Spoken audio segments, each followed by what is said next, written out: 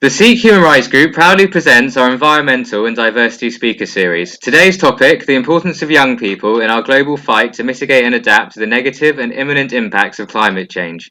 Today you'll be listening to Ms Serena Bashal. Serena has recently graduated from a mathematics and biology undergraduate degree. She's been engaging with the United Nations climate change programs as a young leader for 6 years at every UN climate change COP since COP22, working on youth advocacy, climate justice and the energy transition, amongst various other matters. She was elected as the 2019 Global Focal Point to the UN Climate Change Youth Constituency, where she facilitated engagement for thousands of youth within the UN space. She was the Programme Coordinator for the 16th UN Climate Change Conference of Youth, the official COP26 Youth Conference, as well as the UK Youth Delegate to the Pre-COP Milan Youth Conference. She also volunteers with the UK Youth Climate Coalition in their COP working group and works on several other climate projects in her spare time. She works in international, national and local spheres with a wide variety of stakeholders, from governments to NGOs to private sector actors. So welcome, Serena, and thank you very much for joining us today. Thank you. Thanks for having me. You're more than welcome. Serena, could I please ask you to begin by telling our audience a little bit about the invaluable environmental protection work that you and your colleagues have done in the past and are currently undertaking? Sure. There have been so many different projects, and like it was said in my intro, I kind of touch a lot of different spaces and wear a lot of different hats. I guess if I first start with the kind of the policy route, I guess the biggest project or achievement that has come out of my recent work and the work of my colleagues is getting it mentioned in, so out of COP26, there was this basically like a huge outcomes document, which each country now has to kind of is mandated to follow. And this comes out of pretty much every COP.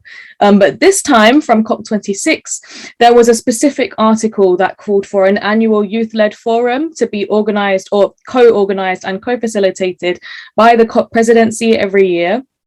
And this is the first time that we've actually had in writing some kind of very tangible outcome. And this is a result of so much lobbying and so much pushing and advocacy with decision makers, and particularly also with the COP26 presidency. We worked closely with them. So on the policy front, there are so many different pockets and areas that we are pushing forward, but that is kind of a key one. And then in terms of some other projects that's going on, I also work with my government, the UK government, and currently my NGO, the UK Youth Climate Coalition, we're partnering up with them on this project called the NDC Partnership, and NDCs is short for Nationally Determined Contributions. They're basically different countries' kind of action plans for mitigation, adaptation, etc. Just their kind of basic strategy and targets for climate action. So we're currently working with the UK government on this, and they're as part of this partnership, they're organising a climate youth forum, and this is it's kind of a space for capacity building and movement building, and also sharing ideas that can then contribute to the UK NDC process as well. That's another thing. What else? There's so much, honestly. I've just actually literally just got back with my delegation from the June intersessional period, and it's kind of like it happens every year around June time, and it's kind of like a halfway to COP, and it's a bit more technical, a bit more meaty in that sense that it goes really into some more nitty-gritty details that then won't be discussed at the COP, but they kind of get some of these details out the way. And there was a couple of hundred of youth on ground there as well.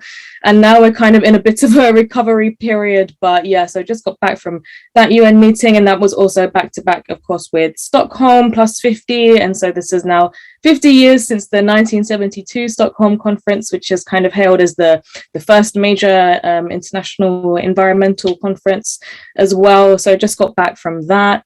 What else? There's so many things. Shall I carry on? Yes, no, please do. It's extremely interesting. Okay, what's happening this weekend? Actually, even just today, later on, so now we're in London Climate Action Week, and so one of the kind of major spaces I engage with is Younger, which is the formal youth constituency or the formal youth network or mechanism, you can call it, to UN climate change. And so Younger is speaking at an event tonight. It's a reception event. It's focused on schools and climate education in schools and universities. And so we have a speaker there tonight, and we also have quite a big group of us who have been invited to the reception. So we'll go there and support each other. And also, I think, just do some movement building and meeting other people in this space. And it's always really nice to be able to actually do events in London, because that's where I'm from. And so it's nice to kind of be, after doing so many projects and initiatives kind of globally, it's nice to then do it in a bit more, someone that's a bit more local to me and, you know, feels a bit more like home to me. So that's happening tonight. And then in a few days on Saturday, I'm leading on a workshop. It's with the Young European Movement, the YEM, and so I'm kind of leading on a workshop there that's all about climate leadership for young people, and I'll be separating them into different breakout groups. I won't tell too much because I don't want to spoil it, but yeah, so that will be really fun, I think. What else? Currently gearing up for COP27 as well, and this, of course, is my biggest climate event or project of the year, as I think it is with many people. So gearing up for COP27, and this includes with my delegation, we'll be starting to plan our campaign. Not exactly sure what we'll do for it yet, but it'll be something along the lines of climate justice, loss and damage, human rights and the rights of young people, and this kind of thing. We'll also be, we've just applied for a side event as well, and hopefully we'll be organizing a side event there if it goes through. Another interesting thing at COP27 is, for the first time ever, the high-level champions are organizing a youth pavilion. So if for anyone who's ever been inside the COP before, inside kind of the blue zone, which is where the negotiations happen, it's where you need like a special accreditation to get in, there's always an enormous hall or just an enormous space where loads of different not just countries, but different organizations and just different groups can kind of have a pavilion. It's kind of like a very fancy stall, and sometimes it will even go over 2 floors. But anyway, there's now going to be a dedicated youth pavilion for the first time ever at COP27, and I'm one of the youth leads on that and helping to organize on this. So this will also be really, really exciting. It's nice because it allows for some really meaningful youth engagement, I think. And yeah. No, thank you very much. That was extremely insightful, and very, very interesting. It's nice to see that you're doing a lot of work across the board, and, you know, really focusing on as many things as you can do. If it's okay with you, we'll move on to, well, we're going to begin today's discussion by delving into a variety of prominent environmental questions. So with that being said, Serena, my first formal question to you, as it were, is, in your expert opinion, what are the greatest challenges that our global community faces when it comes to combating and addressing the negative impacts of climate change, and how can these identified challenges be overcome? Okay, I think the challenge is really different for all of the different kind of stakeholders. So if I just start with me or us as young people, I feel like the biggest challenge is kind of knowing how you can actually have meaningful impacts for such an overwhelming, colossal issue. Like, for example, you know that you need to do something, but because the issue affects basically every different part of the world in a different way, and then you're kind of you just feel like this one tiny person. And especially if you're a young person, you might still be, you know, in education, or you're at the beginning of your career, and you just feel like you don't really know where to start. And if you do start, are you even going to be able to actually have an impact? Because, you know, you are just one person. And I think the best way to overcome this is to throw yourself into the movement and recognize the movement around you. Because, of course, if you're just on your own, you can just feel so overwhelmed and like you have the weight of the world on your shoulders. But then if you join some kind of global or even regional or national movement, you have this power behind you. And then whatever route you decide to take with your making change, whether that's, I don't know, organizing protests and school strikes, or whether it's joining a delegation to go to the UN and engage with decision makers, or basically any route, maybe you want to do like a youth advisory board to your national government, then you have this huge power, and it's very, very empowering as well. And it also kind of opens you up to what everyone else is doing around you and all of the incredible things. And it's really, really inspiring. Like, there's no way that all of the projects that I just listed in the previous question, there's no way I could have just done all of this if I wasn't feeling super inspired and empowered, and really just feeling everyone around me in this kind of buzz and this energy as well. And then once you kind of do join the movement, your natural path becomes, I think, quite apparent. Like you do generally just find your niche, I guess. And then this is where it comes in, to finding your niche is key, because like I said, it taps the whole issue of climate change. It taps into basically everything, like every single aspect or pocket or area of life. And then there's always a way that you can come in. So for example, if you're interested in the science, and then you can go into this climate science angle, or if you're interested in kind of like art or literature and music, then you can come into it with this angle and, you know, use art for change and the arts for change, and use that to kind of grab people in and captivate your audiences and stuff like that. Maybe you're interested in, I don't know, writing policy, and then you can find your way in through there, and then there will always be some kind of team or collective or movement working on this specific niche, and there will always be one there. But that's just kind of the tip of the iceberg, because like I said, there's a different challenge for all the different groups of people. So I'll just give one more example as well. Say, for example, you're a business, and this is another different type of stakeholder who are absolutely key, because of course it's the businesses that are going to be actually implementing the decisions and driving forward that change. So for example, it's the energy companies that are going to be spearheading the energy transition, and it's entirely up to them to move away from fossil fuels and move into renewable and clean energies instead. And so the challenges for them will be, how can they change a business that follows a current business model that they've been using maybe for decades or even centuries, and then, you know, just change that whole way of working just because there's changes in legislation and there's changes in, you know, current affairs and the world around them, and you have to just change this whole thing. And like, for example, the previous place that I worked at was an energy company, employed just over 10,000 people, and they suddenly have to, you know, change the whole vibe.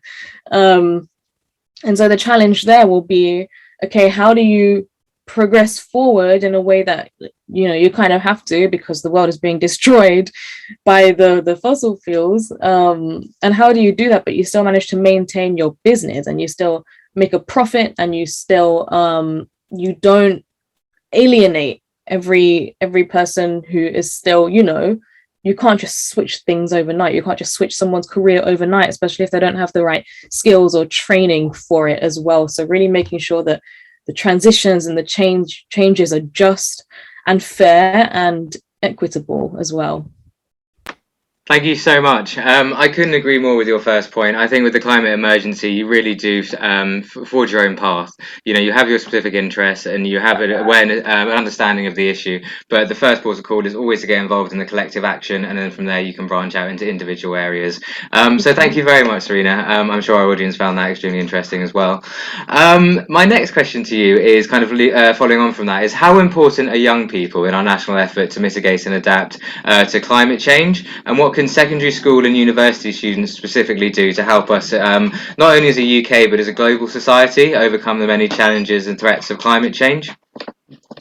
Okay, so the first half of that question, why are young people so important in the whole drive for action? Well, we're key, really, because it's us who are kind of that in the back of decision makers' minds, and in the backs of minds of, I was just talking about energy companies and the whole transition and the whole change, because it's our futures. Like, it's our futures that are at stake, that are being negotiated, that all of the different decisions that are being made now to try and reach net zero and a cleaner environment and all of this is for us, essentially.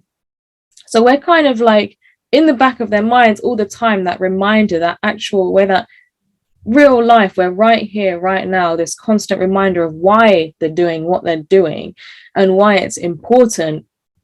And like, for example, when I go to the UN and I'll hear a decision maker and they'll give some kind of speech, they always or almost will always reference their own children and say, it's really important that we're here in this process and we're doing this whole multilateral this whole process because I have my own kids or I have my own grandkids and I want to be able to make sure there's a future for them. And so being that kind of like I said, like that constant reminder of why it's important, that's one reason. Another reason is that that also actually ties into this idea of having basic human rights, like a right to the future and a right to a healthy environment and a right to be able to actually grow up and grow into a world where we have resources. This is just basic human rights. But anyway, another reason why it's so important is because as young people, we are generally innovators by nature. We're new, kind of new to this world, and therefore we naturally just bring these new ideas that maybe hadn't been thought of already. And then when it comes to some kind of decision-making process or any kind of process, and you bring a young person into it, and they maybe have some ideas that are novel, that haven't been bogged down by some long method that has been implemented for maybe even decades. If you have an older person who's been doing this for such a long time, they might be a bit tunnel visioned into what they're pushing forward. And then you bring in a new person and they can bring these new ideas and fresh thinking. And I think just being generally quite innovative. Actually, just before I go on to the other half of the question, there's also quite a lot of proof in the pudding. Like if you look at, for example, when the school strikes movement really blew up a few years ago, and then all of a sudden there was just a huge change in dynamic of how climate change and how the climate crisis was treated. Like, for example, different cities and areas and regions were starting to declare climate emergencies, or even in the media, it was no longer climate change, but it was the climate emergency or the climate crisis. And then also it suddenly became like a household topic of conversation, just like the forefront of the conversation all the time. Businesses started to really focus on things like ESG and making sure their business models were sustainable. It was mentioned all over the press, and a lot of young climate activists started to really get a lot of recognition for the change that they were making, compared to activists or young activists from other types of areas or other types of movements and issues as well. But this really came to the forefront of the conversation. And also you could see in policy as well, climate policy specifically was starting to really carry a lot of weight in terms of like how important it was, how much it was being prioritized, how much it was being mentioned or included in budgets and national planning and stuff like this. And I think that was very much catalyzed by the uprising of youth activists and this recognition of youth climate activists. Anyways, on to the second half of the question. Was it what can young people in schools and universities do? Very much so. So people in secondary school, people in sixth form colleges and universities, what projects have you found to be most beneficial, not only drawing their peers into the climate emergency and the wider discussion, but also helping to combat the physical effects? So, it could be litter collecting on campus as an example, or running your own gardening club at school perhaps. Just things that you found through your experience that can really help to engage people in the climate emergency and the fight against it. I hope that makes sense. Okay, I guess this is, there's a lot of different ways that I could answer this, because like I said, like I've always liked to dip my hand into lots of different pockets. But I guess starting on the local scale, yes, of course, things like starting a society or a club or a group within your school or your university, and this whole idea of building the movement, right? Because once you start to build this movement, and then this grows and grows, and it has a bit of a domino effect. And I've definitely seen this at my own school and university. It wasn't really until like college, when I was doing my A levels, that I started really noticing and engaging in the climate and environmental stuff. But I think yeah, joining these kind of local clubs or societies is really effective because it's just kind of a nice, easy way to, I think, ease yourself in, because it'll be very local to you, and things like, you know, litter picking or going out into the nature and, I don't know, spotting different different species of, you know, vegetation or animals, and then really gaining this appreciation of nature, because then this can you know, affect if you then want to go into it deeper and deeper. But also, like, in your assignments and your essays, and your dissertations or anything like this, your school projects, you can also kind of weave it in that way, and maybe do some kind of original research. Or if you don't want to do original research, you can just do some kind of, I don't know, literature review or any kind of task. You can weave it into what you have to do already for your school. Like, for example, when I was in university, I did my third year dissertations. I did dual honors. So for my math dissertation, it was like modeling for renewable energy for the UK, and modeling it every year up to 2050. And then I told the UK government just informally about my research and what I found out, and they found that really interesting. And then for my biology dissertation, it was looking at like bioplastics and comparing the production process of bioplastics with oil-based plastics, and then seeing which one is actually beneficial. And I think this is a really nice way as well, because you have to do that, this paper or this assignment anyway, or this homework, you have to do it. So why not weave in some kind of climate thing, and then you're educating yourself, and also you're educating your teacher. You can use this research to show some kind of important stakeholder. That's another way. And then I think also there are, you know, you can organize events, panels. I did panels in university, and this panel, it doesn't have to just be for your university, or although it can be, but it can also be, you know, like live stream to the whole world. And I did this as well. And this was also because there will be, one example, last year on Earth Day, there was this enormous collective of universities all doing this kind of similar event, but it was in their uni, but it was all part of this whole global collective. And this was a really nice way of like feeding in the local and starting off with something that feels very like homely to you, and then contributing it to a wider movement. And that was quite nice. But anyways, to go on to a bit more of like a national level as well, if you want to take it a step up, a step bigger as well, there's loads that you can do as well, because it was by a national event that I started my journey as a climate advocate. And so I joined a national NGO, and this was the same one I'm in now, and I joined their delegation. And this is like, you don't have to pay to get into it. You don't need anything. I was just doing my A-levels and I knew literally nothing about climate change. But there are so many youth organizations out there who will they want more students and young people to come and join them. And so I joined mine, and they trained me up as well, because like I said, I knew nothing. And so they trained me, educated me, taught me how to be an international youth delegate, essentially. And that was another way. And then also through this platform, you can do loads of projects. And if you find a youth-led organization, they'll generally be quite like, it's what you want to do. Like, it'll be youth-led in the sense that whoever is in this organization can propose projects, and you already have this platform where you have a national reach. And I think that's another really nice way.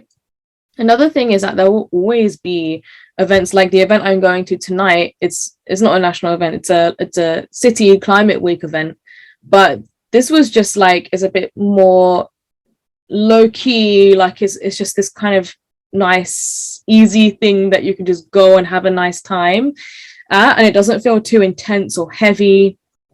But you can just go and, you know, like meet other people who are interested.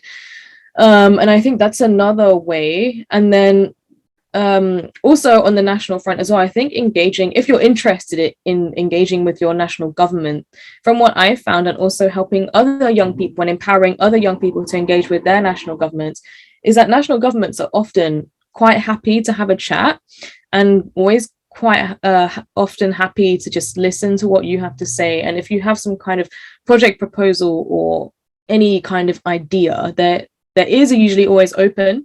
And I think that's something that a lot of young people don't realize, is that you have natural access because you're a young person, and young people have power.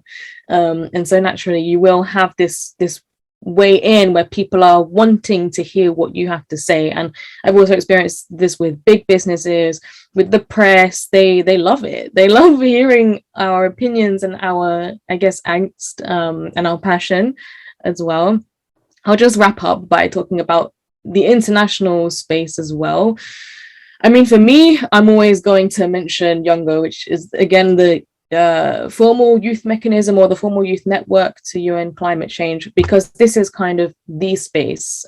If you want to engage in international climate policy, it's an open space. And actually, all of the other international or almost all of the other international movements like this are open spaces where anyone can join, and then there'll be loads of different work streams or teams or task forces or working groups, what we call them, that cover every single topic that you can think of to do with climate change. And then you can just go in, and then from there you can do things like write policy recommendations or join some delegation to actually drive forward these policy recommendations in person in meetings, or host webinars or in-person events, or organize massive conferences for young people, or I don't know, do some kind of social media campaign or some press campaign or press interviews where you shout your message to the world through a journalist, and then from there, or street protests, and suddenly you've joined this international movement, suddenly you have access to the international movement of this whole collective of young people, and you have this platform where you can shout your message to whoever you want in whichever way you want, you know. Thank you so much, Serena. That was really thorough, your response. I particularly like the idea of intertwining the climate emergency into your mandatory obligations, especially at university and at school. I think that's incredibly important, also an avenue via which you can learn more. Just for our audience, also please be aware that if you are planning any form of climate event in London, please do get in contact with us. We have an initiative running at the moment called the COP26 Youth Engagement Initiative, and the sole purpose of that is to support you in implementing that, be it in your school, college, or within your community. So please do drop me an email at the email that will be listed in the description below this video. Serena, my next question for you is kind of taking the attention away slightly from civil society or members of our global population and looking more towards the policy measures. And the question is, do you believe that the UK government and our local authorities or councils are doing enough to combat the climate emergency? And if not, what can they do in the short term and both the long term, or what should they be doing to address this shortfall? Controversial question. Okay, let me have a think. So I guess from my personal perspective, I just think they're in a very, very, as in the UK government, are in a very, very difficult position where all eyes are on them to be climate leaders due to being host of COP26, which was just such an enormous conference. But then the UK does have some fossil fuel projects and is still looking to open new fossil fuel projects as well. And it kind of, it's kind of like one step forward, two steps back in some ways. However, at the same time, I do think it's also very impressive what the UK government are doing. And I'm talking about the national government here. I think there are so many different initiatives that they're doing. Okay, let's just whittle down into some details. I guess one side of it is at the conference that I just got back from, which was the UN climate change intersessional, the one that I was talking about, that's like a halfway to COP that happens every year in Germany. So we just got back from there, and I organized a couple of meetings between the UK government and the youth. It was a 2-week conference, so we did one in each week. And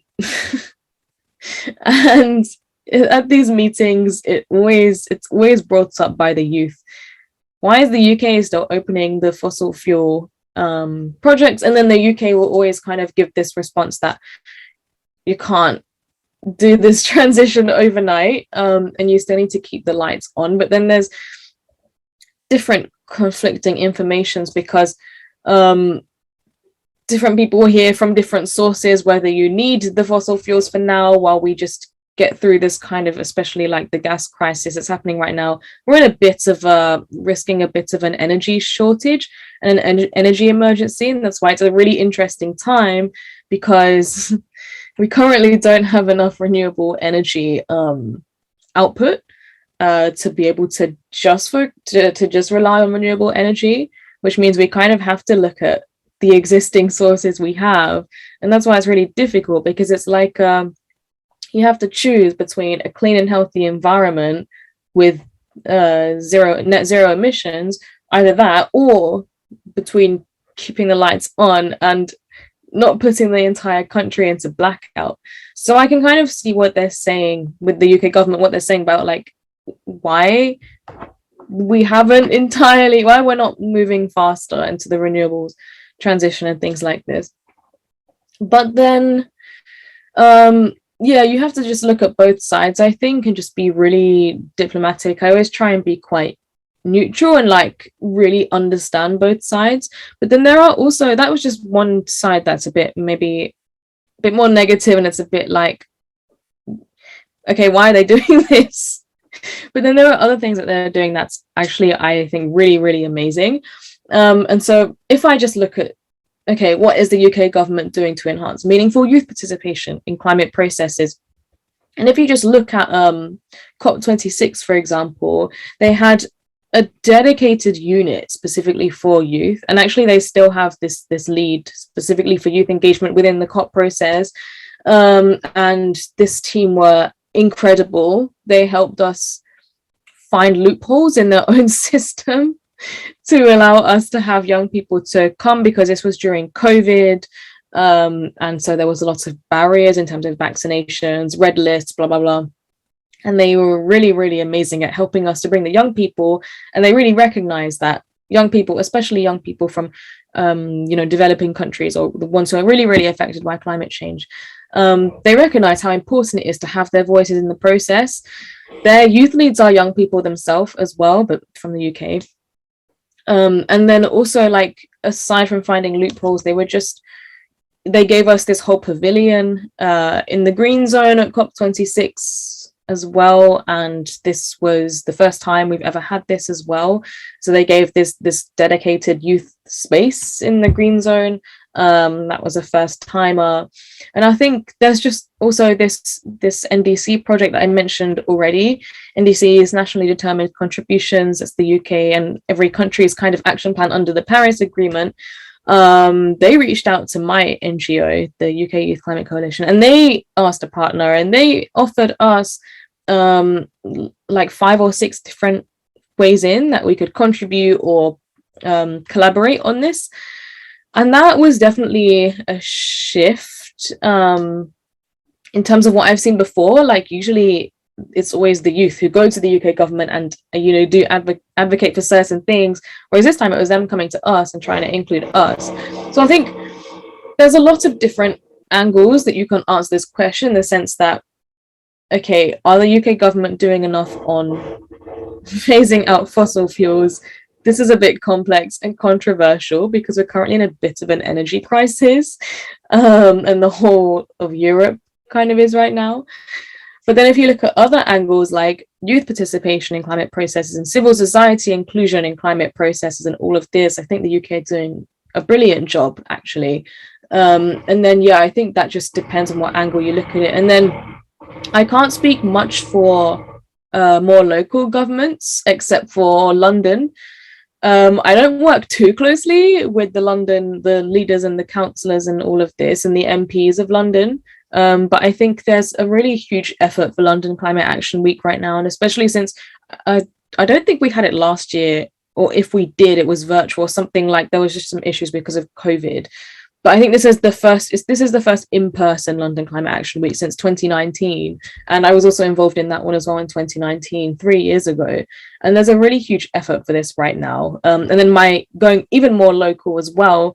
I live in London, and my local borough, which is the borough of Waltham Forest, which is in the northeast on the edge of London, they last year I did some collaboration with them to allocate. So they got given this £1 million climate fund, And it's basically a fund that could go on anything to do with climate action for the borough. So whether that's like, I don't know, EV chargers, electric vehicle chargers in the street, or, you know, solar panels, or retrofitting houses, or basically anything to do with climate action, or like schools, school training and education and all of this. They had this entire £1 million pot. And then I gave some ideas for them as well, and that was like a nice way of including a local young person into their decision-making processes as well. So I think London's doing a pretty good job as well, for as much as they can do, which is not like they can't make national decisions, but they can make efforts to this whole idea of building the movement. Thank you very much, Serena. I won't worry, it was a very controversial question, but I think your answer was very well balanced and very interesting as well. Bringing it back now, so from international, domestic levels, and looking more to on the ground. In other words, my next questions are going to relate more to communicating the climate emergency and collective action. So with that being said, in your expert opinion or through your experience, how effective are demonstrations, not only in raising awareness but also changing policies? Okay. In terms of changing policy, I don't think they have that much power in terms of a specific, just because, okay, so here's my thoughts. If you have a demonstration or a protest, you're generally advocating for a bit more of a generic message. So it might be like, remove fossil fuels, or it might be we're in a climate emergency, or, you know, some kind of overview message. But if you're protesting and you're holding a placard in your hands and it has a sign on it, you can't chant a specific solution. If you compare that to, say, if you're actually in an in-person meeting with your national government, and let's just stick on this example of fossil fuels, and then you can talk about, okay, we want to remove fossil fuels, but then you can actually propose a solution how, and you can propose this, you can do some strategizing and some collaborative work together to actually find that solution to then change the policy. Whereas if you're a street protester and you want to talk about removal of fossil fuels or transition away from fossil fuels, the most you can do is put pressure on your government to figure something out. And you can so actually a nice example of this is just at the UN conference I just came back from. We did a Fridays for Future protest, and we kind of went like around the building, and one of the roads we took was literally like outside the building that had the meeting rooms in it where the governments were having their meetings. So where they're chanting, I think this one, there was a lot of chanting on things like loss and damage.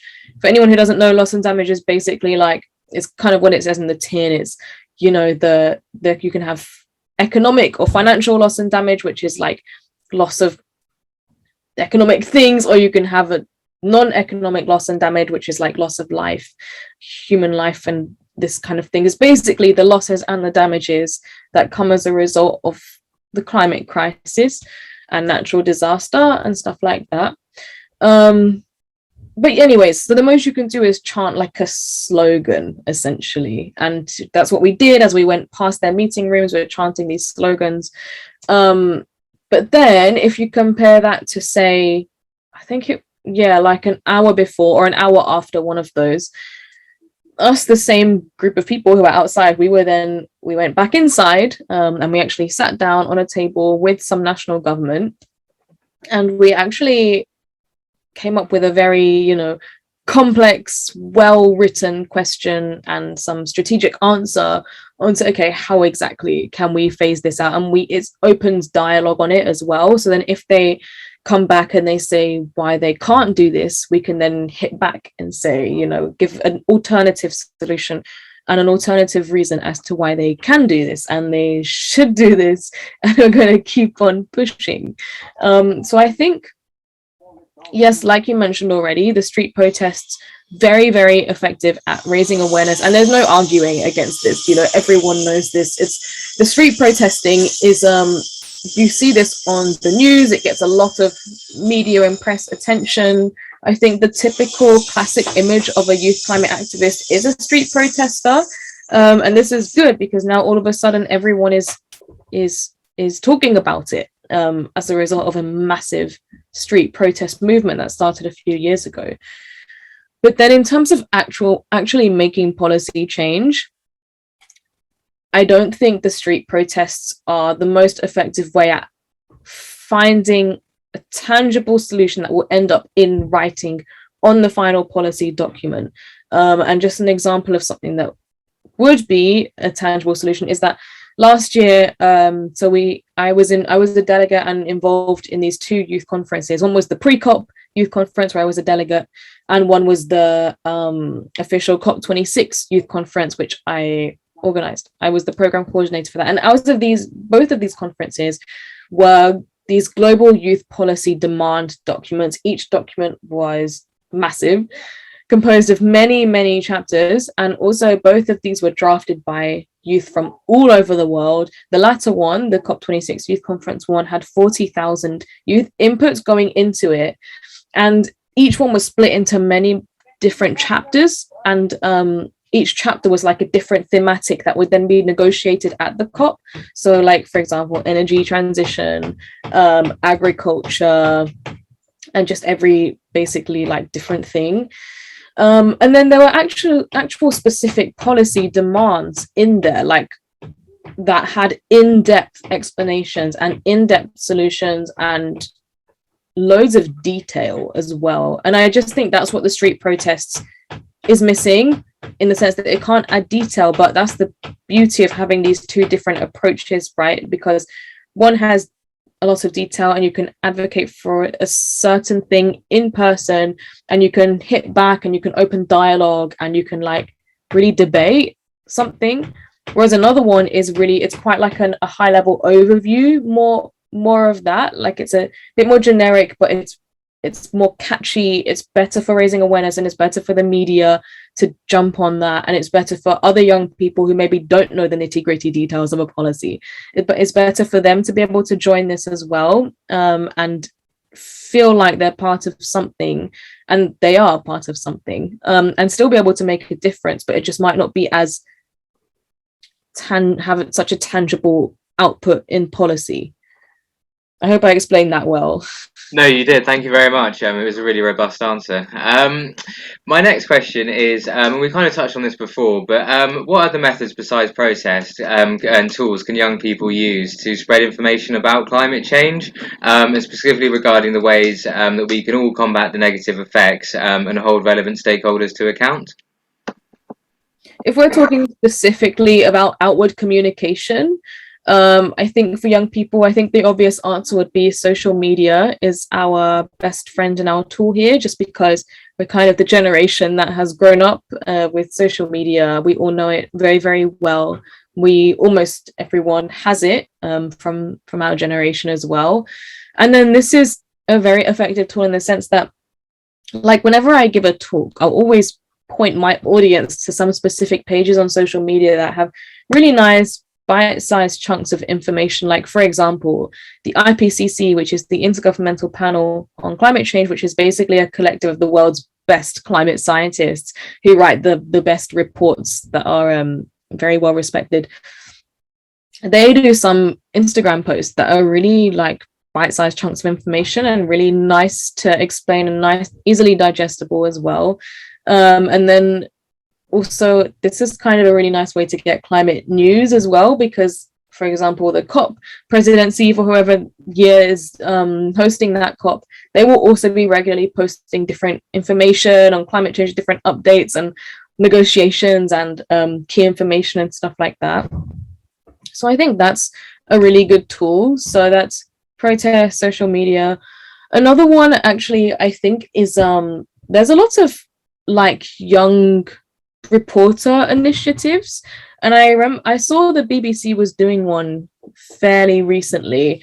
I don't remember if it was specifically on climate, but also that you could also just, I guess, go to a journalist or reporter as well, and engage with them and communicate with them and use this to push out a message as well. And so, for example, when I'm on ground at the UN, I'll often have press interviews with press, and not just me, but loads of other young people will be called in to have a one-to-one press interview. It's in person, it's dynamic. You have in the background of your press interview the conference, and you might have like random decision makers just walking past you, and it's quite interesting. But I think this is also a really nice way, because then whoever is interviewing you for the press can then broadcast this out to their platform and their audience, and you can shout your message loud and proud with whatever you want to say to them, and then they can channel this outwards. So that's another way as well.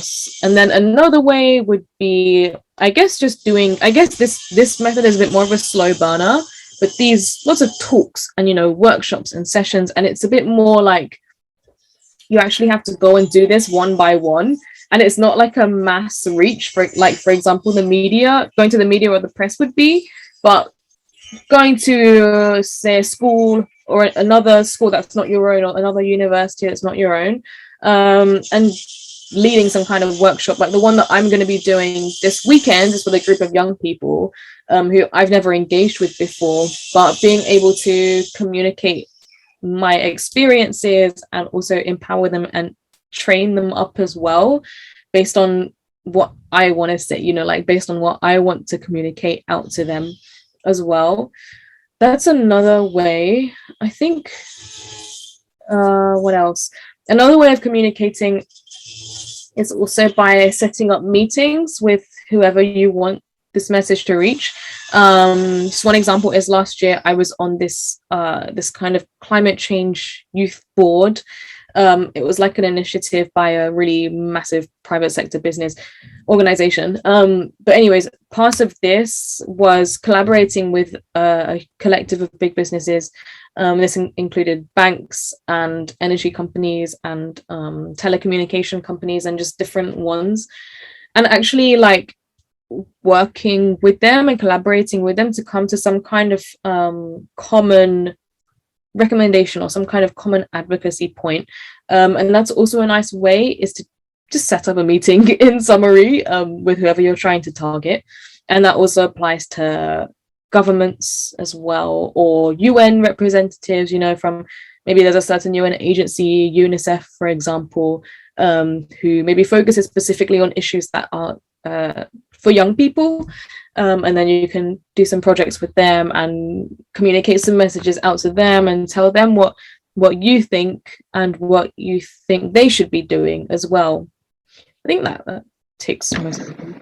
Yeah, no, that's wonderful. Thank you. I'm sure everyone found that extremely helpful. There's some really good suggestions there. We're just going to wrap it up, and that's my final question to you. And that is there one small thing that everyone in our British and global society can adopt into our daily routines that, in your opinion, would not only significantly help to reduce the negative impacts of climate change, but also to raise awareness? Leave it at that. Okay, good question. Let me have a think, because I do actually get asked this quite a lot, but I'm a lot more focused on overall systemic change, changing the whole system rather than small actions that the individual can take. If I was to suggest one, I mean, it's not really a small action, but I'd probably say just assess the daily lifestyle actions that you take, and just make sure each one is quite environmentally ethical. Like, say for example, you wake up, you turn your light on. Do you need to turn that light on? Maybe not. You go to the bathroom, you brush your teeth, turn the water off in between the taps, basically, and then you go down, you might go and have some breakfast. Do you need to leave this cooker on for as long as you are, basically look at it in every single thing you do, is this clean, healthy for the environment, or is this unnecessary and can be skipped or can be changed. But like I said, like I just want to, I think the best way to look at that is not to look at the actions of the individual. Although I definitely recognize the importance of consumer driven demand in this kind of thing. But what we really should be looking at is changing the whole system, and this idea of systemic change, and this, I think, making change at kind of a national level, because the changes of one individual, I don't think are really going to impact the wider climate crisis. But once you get everyone on it, and the whole system is making a change, then that's when you really can have impact. I couldn't agree more. Thank you so much. Yeah, I mean, that really concludes everything for today, Serena. Thank you so much for taking the time out of what I know is a very, very busy schedule to be with us today. It's been a pleasure having you on. I've only got a few concluding remarks, and that is this podcast has been brought to you by the Sikh Human Rights Group. For more information about Ms Serena Bashal or the Sikh Human Rights Group, please visit our website, the link to which can be found within the description to this video, or alternatively, please visit our social media accounts at SHRG_NGO. I've been Carl Arbuthnot. Thank you very much for listening.